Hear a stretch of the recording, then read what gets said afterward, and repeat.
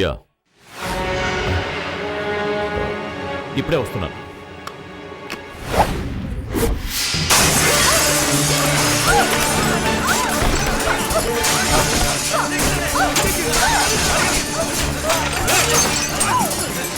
నీ పరిస్థితి కూడా ఇదే. కాల్ చేస్తాం. ముకుందం,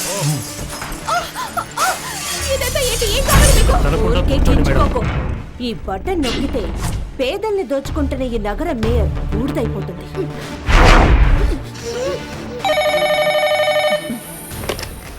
హలో, కమిషనర్ని మర్యాదగా ఈ నాటకాన్ని ఇంతటితో ఆపేస్తే నీకే మంచిది. లేదంటే నా గురించి తెలుసుగా. మీరేమి చేయలేరు కమిషనర్ గారు. పోగొట్టుకోవడానికి ఏమీ లేని పేద ప్రజల కోసమే మేమిదంతా చేస్తున్నాం. మేమడిగినవన్నీ తీర్చకుండా మేయర్ సీతాలక్ష్మిని కాపాడగలవని ఊహించుకోండి. ఇది అరుంధతి చివరి మాట.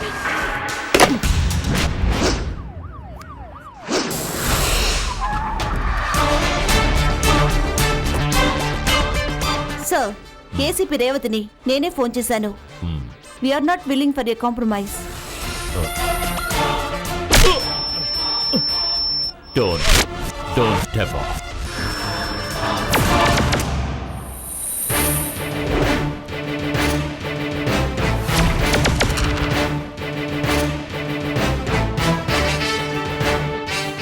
ఇక్కడ సిచ్యువేషన్ ఏంటి? Is it under control?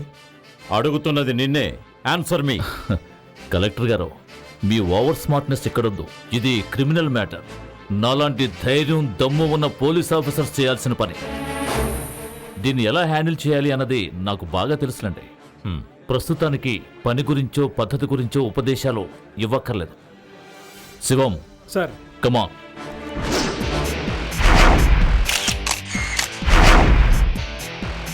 ఇటువంటి దుస్సంఘటనలు జరిగినప్పుడు దాన్ని అదుపు చేయడానికి ప్రభుత్వం నియమించిన క్రైసిస్ మేనేజ్మెంట్ టీం ఉంది. దాని నాయకుడు జిల్లా కలెక్టర్. ఐపీఎస్ ట్రైనింగ్ క్యాంప్ లో నేర్చుకున్న ప్రోటోకాల్ మర్యాదలు మర్చిపోయావా? లేదు మనసులో ద్వేషం పెట్టుకుని మర్చిపోయినట్టు నటిస్తున్నావా? If I'm the captain of this team, you are answerable to me. Collector గారు, ప్రోటోకాల్ పేరుతో మీరు చూపిస్తున్న అహంకారాన్ని అంగీకరిస్తాను. బట్ ఛాన్స్ దొరికినప్పుడల్లా పబ్లిక్ ముందు నన్ను చులకన చేయాలని చూసే మీ అలవాటు ఉందే, అది మార్చుకోవాలి అని చెప్తున్నాను. దాన్ని నేను ఎప్పుడూ భరిస్తూ ఉంటానని ఊహించుకోకండి. మర్యాదగా నా దారికి అడ్డు రావటం మీరు మానుకోకపోతే తిప్పి పంపిస్తాను నేను. అందుకు మీ భుజాల మీద గుండె మీద ఉన్న స్టార్ సరిపోవు మిస్టర్ సిటీ పోలీస్ కమిషనర్. పాత లెక్కలు తేల్చుకుందాం అనుకుంటే అది ఇక్కడొద్దు. స్థలం సమయం నువ్వే నిర్ణయించు, నేను అక్కడికి వస్తాను. ఎవరి కెపాసిటీ ఏంటో అప్పుడు తేలిపోతుంది. దానికి ఇది సమయం కాదు. ఈ బిల్డింగ్ లో మరణానికి జీవనానికి మధ్య ఊగిసలాడుతున్న ఒక జీవం ఉంది. ఆవిడకో కుటుంబం ఉంది. ఆవిడని నమ్మి ఈ నగరమే ఉంది. దౌత్యమే ముఖ్యం, నాకైనా నీకైనా. For that, you have to take my orders, obey my instructions, only my instructions. Is that clear? Is that clear? Sir. Revati. Sir. Connect me to them. Mike 6 calling. 2 కోరికలే మేము కోరుతున్నాం. 1, డ్రీమ్ సిటీ ప్రాజెక్ట్ పేరుతో mayor corporation చేస్తున్న పేదల తరలింపు ఆపాలి. 2, తమ హక్కుల కోసం పోరాటం చేస్తున్న అమాయకుల్ని రాత్రికి రాత్రే తీసుకువెళ్లి గడిచిన 3 రోజులుగా రహస్య ప్రాంతంలో బంధించి దారుణంగా హింసిస్తున్న కమిషనర్ జార్జ్ మాథ్యూ మీద కేసు వేయాలి. అంతేగాక అరెస్ట్ చేసిన వాళ్ళని నిరపరాధులుగా వదిలేయాలి. వీళ్ళు చెప్పేది నిజమేనా? నేను అడుగుతున్నది నిన్నే మిస్టర్ జార్జ్ మాథ్యూస్. అది నిజమే. ఎట్టి పరిస్థితుల్లోనూ వాళ్ళని వదిలిపెట్టాలి. చూడండి, మీరు అంటే భయపడుతున్నారా కలెక్టర్ గారు? ఆజ్ఞాపనలు బెదిరింపులు మాలాంటి వాళ్ళ ముందేనన్నమాట. తీవ్రవాదులకు లొంగిపోతారు. బాగుంది. అయినా దానికి గుండెల్లో ధైర్యం కూడా ఉండాలి కదా సార్? అవును, కావాలి. వేరెందుకో కాదు. నీలాంటి కాకి డ్రెస్ వేసుకున్న క్రిమినల్స్ చేసే యాంటీ సోషల్ యాక్టివిటీస్ ని కట్టడి చేయడానికి. కలెక్టర్ గారు, మర్యాదగా మాట్లాడాలి. నేనే క్రిమినల్ యాక్టివిటీస్ చేశాను? చాలా ఉన్నాయి. అరెస్ట్ చేసేటప్పుడు అనుసరించాల్సిన నియమాలను పాటించకుండా వీళ్ళ టీంని కస్టడీలోకి తీసుకోవడం క్రిమినల్ యాక్టివిటీ కాదా? ఎవరినైనా అరెస్ట్ చేసిన తరువాత 24 గంటల్లోగా కోర్టులో హాజరుపరచాలి. హాజరుపరిచావా? అది క్రిమినల్ యాక్టివిటీ కాదా? నీలాంటి స్వార్థపరులు చేసే దుర్మార్గపు పనులు కావు గాని నివాస స్థలం కోసం ఈ అమాయకులు చేసే చిన్న చిన్న పోరాటాలు దుర్మార్గపు పనులుగా మార్చి చూపించే నీలాంటి వాళ్ళ సలహాలు నాకక్కర్లేదు. ఇవన్నీ అర్థం చేసుకునే వివేకం కావాలంటే బుర్రలో మెదడు కూడా ఉండాలి. SIT down. అరుంధతి, నన్ను నమ్మండి, మీ టీంలో వాళ్ళందరినీ నేను విడుదల చేయిస్తాను. డ్రీమ్ సిటీ పథకం కోసం పేదల గృహాల నిర్మూలన ఆపాల్సిన అవసరాన్ని సహృదయంతో పరిశీలించాలని కార్పొరేషన్ కౌన్సిల్తోనూ ప్రభుత్వంతోనూ మీ తరపున నేను అభ్యర్థిస్తాను.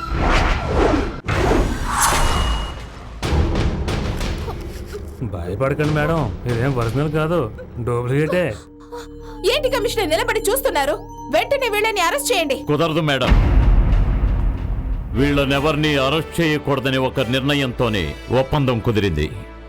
చెప్పలేదా? అలాగైతే ఒప్పందంతో పాటు పెన్షన్ కూడా ఇస్తామని కలెక్టర్ గారే చెప్పేసి ఉండొచ్చుగా. చెప్పుండేవాణ్ణి. వీళ్లే గనక అడుగుంటే చెప్పేసి ఉండేవాణ్ణి.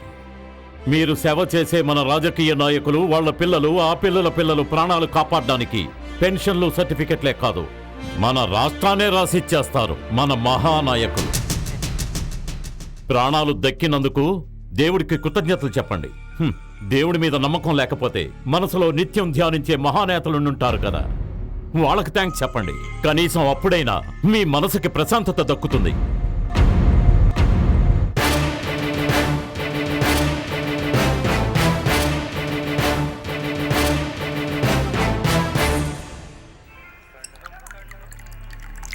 ఇదిగోండి బాబు టీ. సార్ సార్ బాగా ఆకలిస్తుంది సార్, ఏమైనా ఇవ్వండి సార్. ఆకలిస్తుంది సార్, నేను నా చెల్లి 2 రోజుల నుంచి తినలేదు సార్. బాగా ఆకలిస్తుంది సార్, ఏమైనా ఇవ్వండి సార్. ఏంట్రా, నీకు నిజంగా ఆకలిస్తుందా? అవును సార్, నిజంగానే ఆకలిస్తుంది.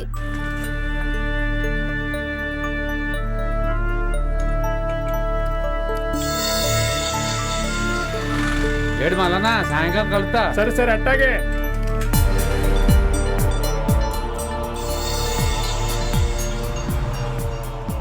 మాతో వస్తావా? ఎక్కడికి సార్? మాతో మా ఇంటికి వస్తావా బాబు? బాగా తిండి పెడతారా? వస్తాను.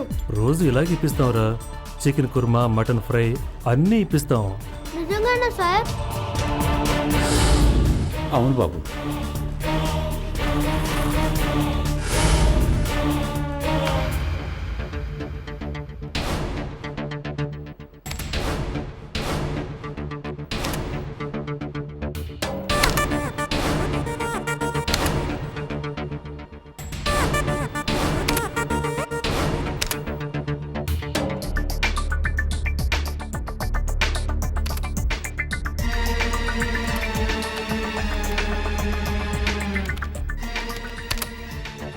ఇరవై 27 మంది ఒకే సంవత్సరంలో అనుమానాస్పదంగా దారుణంగా మరణించారు.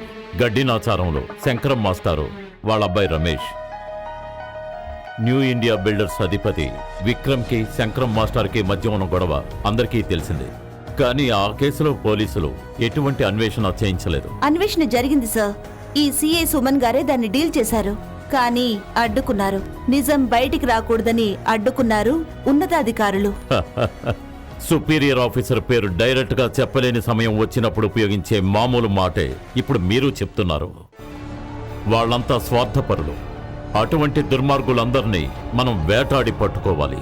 కానీ ఇలాంటి క్రిమినల్ ఇన్వెస్టిగేషన్ ముందుకు కొనసాగించాలంటే సాధారణంగా కొన్ని లిమిటేషన్స్ కలెక్టర్కుంటాయని మీకు తెలిసిందే కదా. లక్ష్యంగా ఎంచుకున్న టార్గెట్ రేవతి తానుగా చెప్పలేకపోయినా నక్షత్రాలు తగిలించుకున్న దుర్మార్గుల్ని మొదటి ప్రయత్నంలోనే ఖచ్చితంగా షేక్ చేసి అణిచెయ్యాలంటే నాకు మీ ఇద్దరి సహకారం ఖచ్చితంగా కావాలి. తప్పకుండా సార్. మనం మొదలు పెట్టాల్సిందే ఈ కేసు నుంచే. శంకరం మాస్టారు, వాళ్ళ అబ్బాయి రమేష్, ఈ జంట హత్యలను మనం మళ్లీ పరిశోధించాలి. ఈ హత్యల వెనుక ఒకే వ్యక్తి ఉన్నాడని నా నమ్మకం. అవును sir. So we are going to start the game.